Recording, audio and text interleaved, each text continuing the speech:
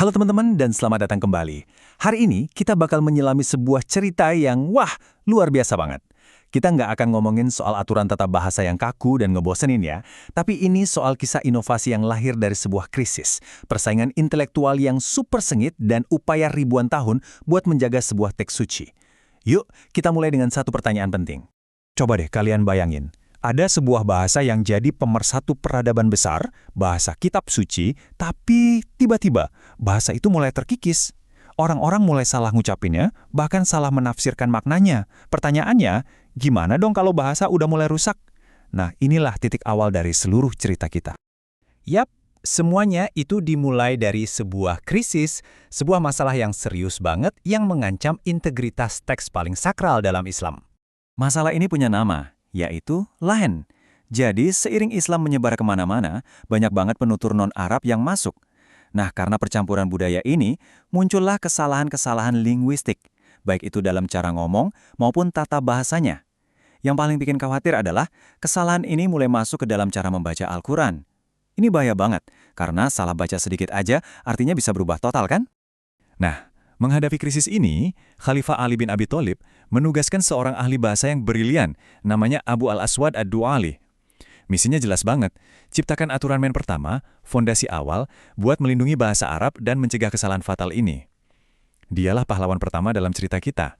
Dari aturan-aturan dasar ini, sebuah revolusi intelektual pun dimulai. Oke, sekarang kita pindah ke kota Basra. Disinilah tata bahasa diubah dari sekedar aturan menjadi sebuah ilmu yang sistematis.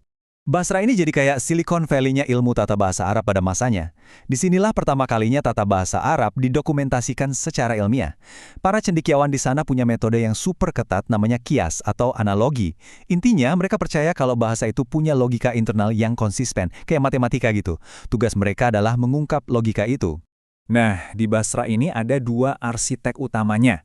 Yang pertama, Al-Khalil bin Ahmad Al-Farahidi, seorang jenius yang bukan cuma bikin kamus bahasa Arab pertama, tapi juga meletakkan dasar-dasar ilmu tata bahasa.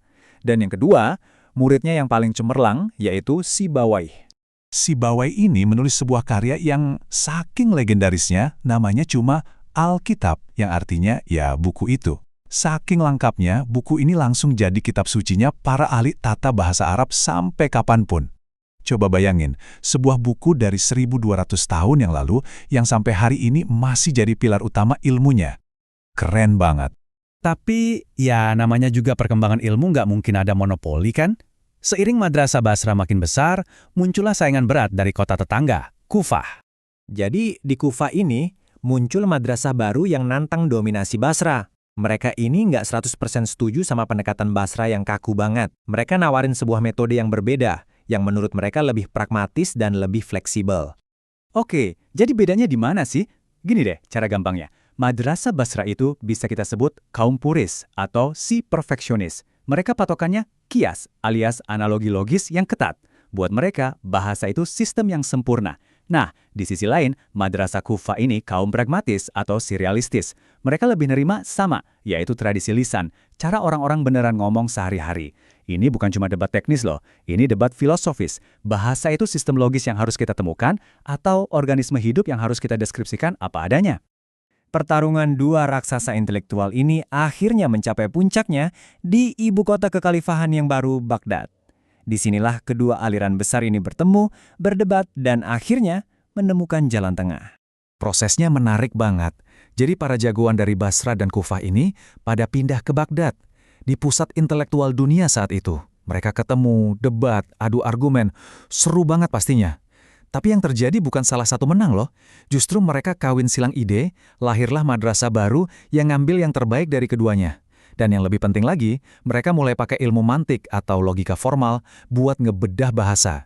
Jadi pertanyaannya bukan cuma aturannya apa, tapi kenapa aturannya begitu. Tokoh-tokoh kayak Ibnu Jinni inilah yang jadi pelopor pendekatan baru ini. Dia nggak cuma paham argumen Basrah dan Kufah, tapi juga berhasil ngangkat analisis bahasa ke level filosofis yang lebih tinggi, mencari tahu mengapa dibalik setiap aturan. Oke, setelah ilmunya matang di Baghdad, sekarang waktunya disebar ke seluruh dunia. Di babak berikutnya, fokusnya bergeser nih, dari yang tadinya super kompleks jadi penyederhanaan. Perjalanan ilmunya keren banget.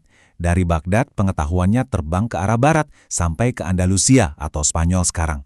Terus, pas Baghdad jatuh, pusat-pusat keilmuan yang baru muncul di Kairo dan Damaskus, jadi tradisinya tetap hidup dan terus berkembang. Nah, di Andalusia ini ada tantangan baru. Para cendekiawan di sana mikir, gimana caranya ya ngajarin ilmu yang rumit ini biar gampang dimengerti sama murid-murid. Jadi fokus mereka bergeser, tujuannya bukan lagi buat debat teori, tapi buat bikin tata bahasa lebih gampang diakses dan dipelajari. Puncak dari semua usaha penyederhanaan ini bisa kita lihat dari satu angka, 1000 lebih. Angka apa ini kira-kira? Jawabannya adalah Alfiyah karya Ibnu Malik. Ini gila sih, sebuah mahakarya.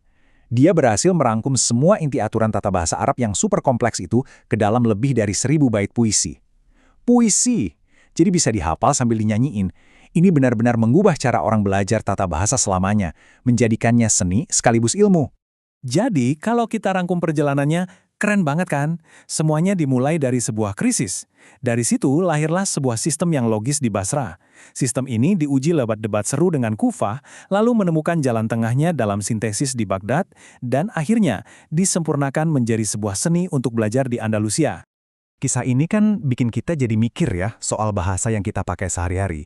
Tiap bahasa itu punya sejarahnya sendiri, punya aturannya sendiri yang seringkali nggak kita sadari. Jadi sebagai penutup, saya mau tinggalin kalian dengan pertanyaan ini. Aturan-aturan tak terlihat apa sih yang sebenarnya membentuk cara kamu ngomong setiap hari? Terima kasih banyak sudah menyimak.